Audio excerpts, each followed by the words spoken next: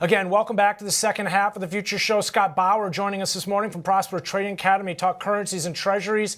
Scott, I've got the 10-year on our radar here. We mentioned some of the focal points for investors and traders as we kick the week off. I'd imagine the 10-year at 4.25%, definitely one of them. Oh, there's no doubt about it. And, we'll see what happens up until Thursday when we get that PCE number coming out, which everyone is going to be watching so incredibly closely. But, Ben, to me, it's just remarkable that we have seen the overall equity market really hang in there as we've seen the 10-year move from 380-ish up to 430 or so. I mean, just incredibly resilient here. And, the PCE number that we get after all the hot numbers that we've seen recently, this one is going to be a big focal point.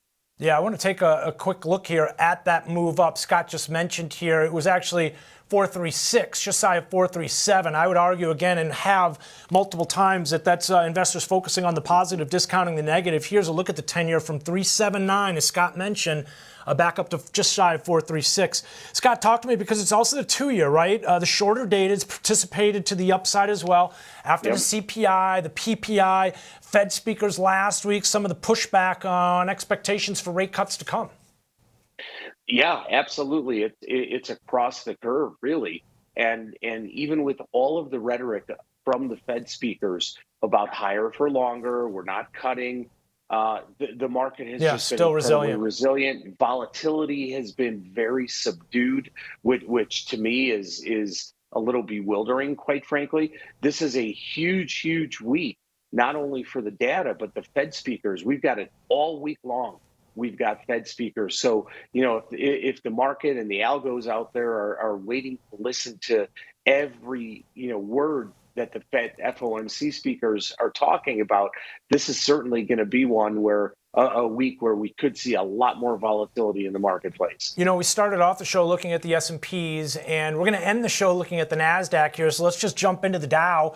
39,343. Scott, look at this move from October lows last year. We were down around 32.5.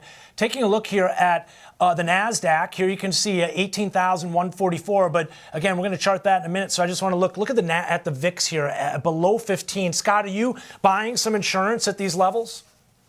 There's no question about it, Ben. And I'm buying out a little bit on the curve. I'm going out to May, even out to a little bit in August, September. I just think things are way too low, and not just because we're seeing, historically this VIX 12, 13 being on the cheaper end, but there's so much going on, obviously, in the political spectrum with the election coming up internationally, geopolitically. And you know what? Are we coming to a bubble? I don't know that the market's coming to a bubble or not, but my experience certainly tells me to, as we always talk about, buy it when you can and not when you have to. And this is a time when you can, when it's cheap. Yeah, I like that. I had forgotten about that saying. It's a good one. Talk to me a little bit about the dollar, right? Because we've seen a little bit of a disconnect from rates, and I feel like that could be kind of signaling that things are getting a little bit out of whack, right? We're kind of seeing traders kind of get in their own individual corners here rather than that conformity. Everybody's sort of joining in on one side here right now. Maybe, again, that could add to some of the volatility as well, but the dollar's definitely seeing a little bit of disconnects. Rates on the upside, yet dollar's been backing off a bit. Absolutely. And we touched 105. We're kind of sitting magically at 104 either side a little bit here. And I think the dollar is really reacting not so much to the news and the marketplace here, but to other currencies worldwide. Take the yen, for instance.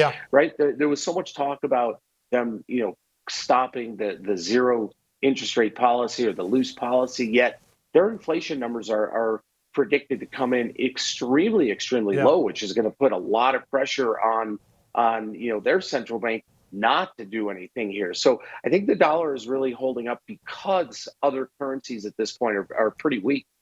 Scott, talk to me. I feel like the dollar holding up, but still within this range here, kind of getting back to what we were talking about before as far as stocks and the bulls being able to kind of discount rates at these current levels. I feel like that's supportive of the run-up we've seen in stocks, right? It at least helps kind of provide that underlying momentum to see the dollar coming off and not necessarily participating to the upside to the same extent that we've seen yields. I agree. In fact, if you would have seen a big dollar rally, if we would have seen it break out above 105 and maybe even approach A bigger 107 or headwind. 110, yeah, Yeah. absolutely. Then you might start seeing the equity market say, "Uh-oh, we have a little bit of a problem here." But as you said, with the dollar being so subdued here, things are just, for the equity markets, they're just lining up, and people are just accepting of this higher for longer rate cycle that we're in. Yeah, taking a look at the U.S. dollar, I mean, very comfortable here right now in the middle of the range that we established last year, 107 to 99, those extremes. And your mention again of that move up to 105 definitely had investors and traders a bit on their heels, right? But the fact that it's backed off some since, again, we've seen that yen weaken a bit since here, come off here on expectations of the BOJ having to leave rates alone there. A lot of focus here on the U.S. dollar. But speak to me about, talk to me a little bit about crude, right? That kind of falls in that category. I feel like with the dollar at these levels right now, 76-ish, the market, the bulls, stock bulls seem pretty comfortable here with WTI holding in this range as well. They really do, and this one's been incredibly range bound as well. 72 to just about 80 or Yeah. so.